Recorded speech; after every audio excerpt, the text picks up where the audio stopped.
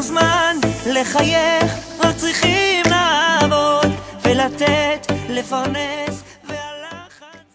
Beaucoup de femmes aiment les fleurs. Elles adorent quand on leur offre des fleurs, que ce soit la veille de Shabbat ou la veille des fêtes. Mais nous, quand on arrive chez fleuriste, on ne sait pas quoi choisir. Qu'est-ce qu'on prend?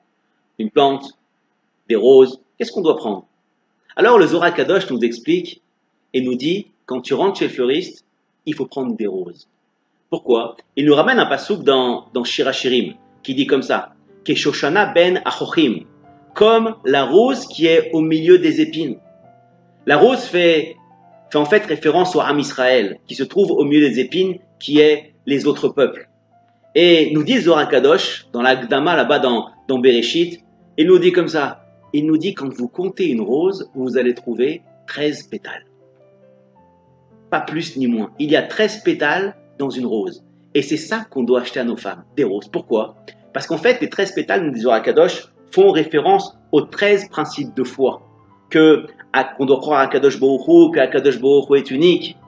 On trouve ces principes de foi à la fin de la tfila de Shacharit. C'est les 13 principes de foi. Et de la même façon qu'une Shoshana, une rose, quand elle se trouve au milieu des épines, au milieu des autres peuples, quand le Am Israël se trouve au milieu des autres peuples, s'il garde ces principes de foi, alors le Am Israël va sortir victorieux.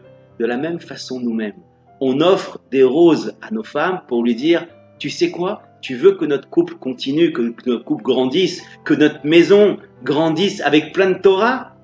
Alors justement, je t'offre des roses pour te montrer que si on garde ces principes-là, ces 13 attributs de foi, alors automatiquement, on va faire grandir notre maison.